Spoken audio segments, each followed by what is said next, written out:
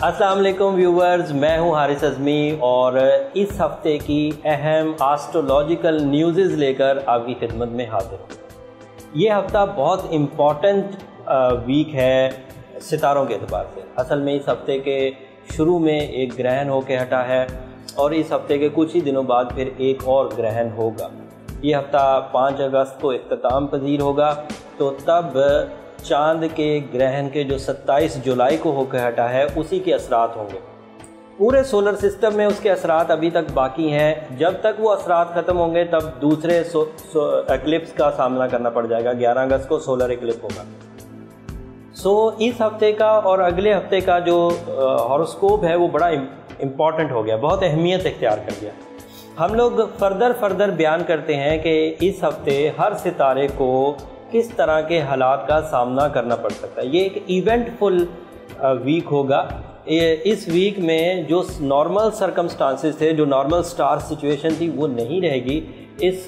इन ग्रहणों के चक्कर में आकर चीज़ें यकसर बदलेंगी और तब्दीलियां जो हैं वो बड़ी और अचानक होंगी।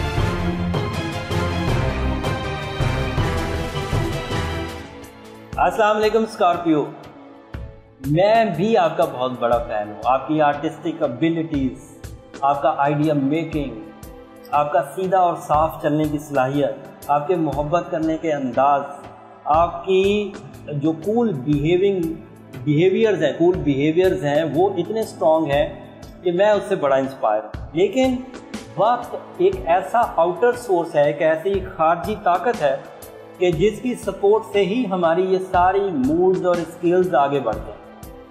अगर हमारा आउटर सोर्स वक्त यानी कि टाइम हमारी मुखालफत में चला जाए तो हम उस वक्त फसले ख़ज़ा में होते हैं और फसले ख़ज़ा में बड़े रिवॉर्ड्स नहीं मिला करते। इस वक्त स्कॉर्पियो उन ग्रहणों की वजह से जो पिछले कुछ दिनों से हम फेस कर रहे हैं, पिछले 30 दिनों में और आगे भी कुछ एक हफ्ते में आने वाले हैं, इन ग्रहणों की वजह से कुछ फसलें ख़ज़ा बन गई हुई है, जिसकी वजह से मूड स्विंग्स हो सकते हैं, जिसकी वजह से बहुत बाएतमाद रिश्ते थोड़ा सा तकलीफ़ दे रिश्ते बन सकते हैं। तो केयरफुल रहिए, लेकिन इस केयरिंग में परेशान होने की ज़रूरत नहीं। जो लोग स्ट्रॉन्ग हैं वो हर तरह के तूफ़ानों में, हर तरह की नेगेटिव हालात में अपने आप को स्टेबल रखते हैं, स्मूथ रखते हैं, ताकतवर अंदाज से आगे बढ़ते हैं। स्कॉर्पियो से मुझे यही उम्मीद है कि वो ताकतवर अंदाज से ही आगे बढ़ेंगे। बट इस वक्त मून का जिक्र ना करना ज़्यादती होगी। मून पिछले हफ्ते क्योंकि ग्रहण में था, इसलिए आपके यहाँ भी वो कुछ नेगेटिव एनर्जी ज़रूर प्रोड्यूस करेगा। इस नेगेटिव एनर्जी का ज़्यादातर ताल्लुक आपके भी 5वें घर से है। इस 5वें घर में नेगेटिविटी का तूफान आने की वजह से आपके फैसले गलत हो सकते हैं, आपके प्लान्स आपकी मुखालफत में जा सकते हैं।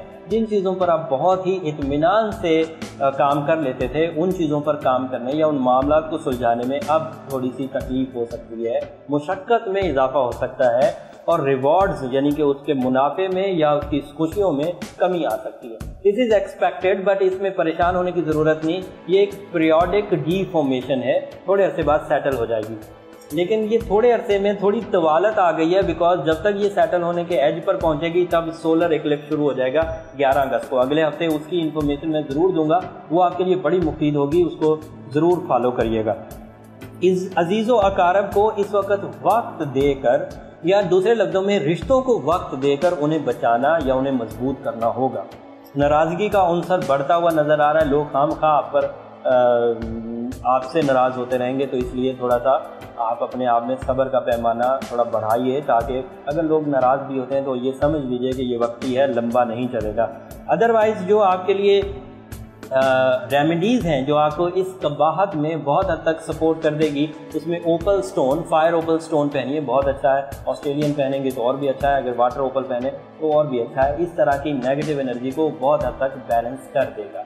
ये खबरें थी इस हफ्ते की स्कॉर्पियोज। अगले हफ्ते इससे भी बड़ी खबरें दूंगा, क्योंकि ग्रहण फिर आने वाला है चांद सूरज का। उस ग्रहण से भी आपकी ज़िंदगी में मेजर चेंजेस आएंगे। लिहाजा अगले हफ्ते की खबरों को सुनने के लिए चैनल ज़रूर सब्सक्राइब करिएगा, ताकि वो खबरें बर वक्त आपको पहुंच जाए और उसका नोटिफिकेशन आपको मिल जाए।